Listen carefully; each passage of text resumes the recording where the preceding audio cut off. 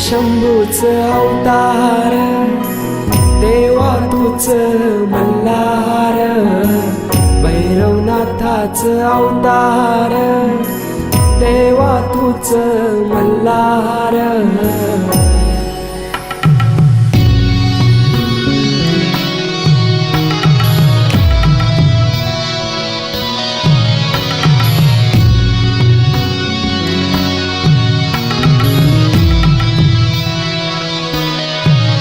ठेवून बाणाई पहिल्या पायरीला, घेऊन मानसा देवी संगतीला, वध करुनी मनी मल्हाचा